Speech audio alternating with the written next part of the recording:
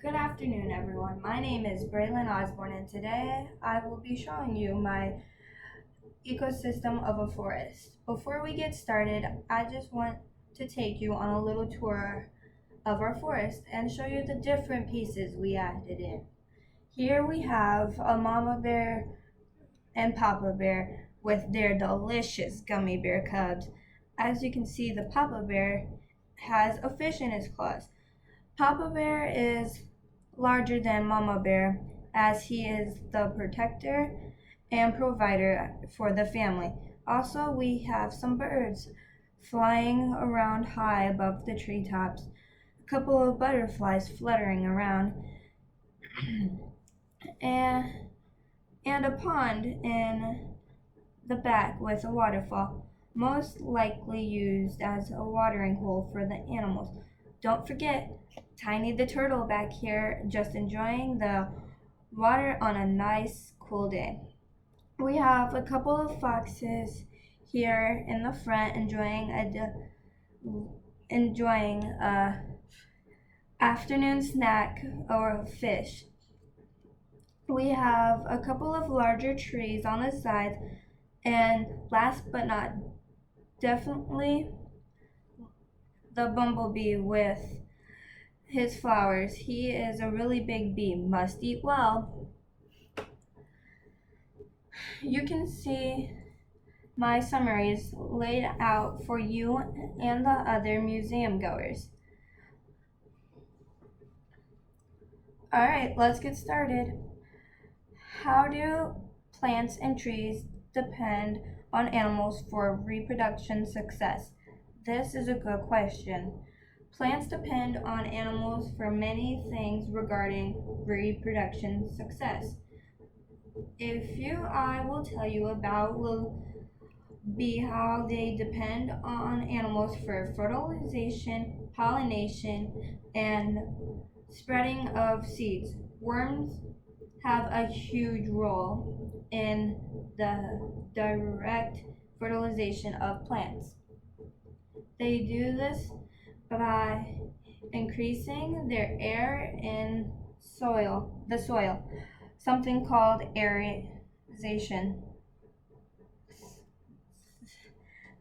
They have saturated or make the ground more absorbable for plants to get their nutrients. Their poop also helps fertilize the ground the plants are in. Insects have the largest part of pollination of plants. They take pollen from one flower to the next flower, pollinating it. And this is called cross-pollination. Flowers can also pollinate alone. This is called self-pollination. Animals can help move seeds of plants by eating the fruits off trees and then moving the seeds to a new location. The wind can also help with that. How else can pollen move? Pollen can move in many ways. People can help pollen move from one plant to another, but we are not the major way that pollen is transferred. Plants are most pollinated by animals or insects and even the blowing wind. Pollen is moved from the stamen to the stigma when the pollen is transferred onto the same plant. Like I said previously, this is called self-pollination. And if it gets picked up and moved to another plant, that is where cross-pollination occurs. Cross-pollination makes for a stronger plant overall. Only the same plant that the pollen came from can be pollinated with that specific pollen. Must be the same species of plant. Adaptation is changing yourself to become better suited for survival in the environment that you are in.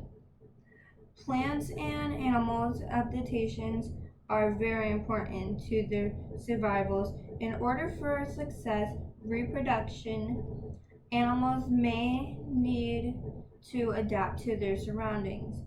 This can include the fur on bears and the foxes. If an animal is living in a colder environment, the animal will need a heavier coat of fur to be able to survive. An example of pollination, I'm sorry, I'm just a little nervous. An example of adaptations could also be lungs of animals. Some animals need to breathe specifically on land, while others can breathe underwater. The gills of fish adapt to them specifically determined specifically so that they can breathe underwater. Plants make adaptations as well. The color of plant can determine what insect or animal will be attracted to them. They can adapt their roots to help hold them sturdier in high air winds. Some plants will also become dormant. Dormant means that their function has slowed, but they have not died. I hope you enjoyed my mini presentation of a 3D ecosystem of a forest and that you learned something new today. Please leave some feedback on my presentation. Thank you for your time.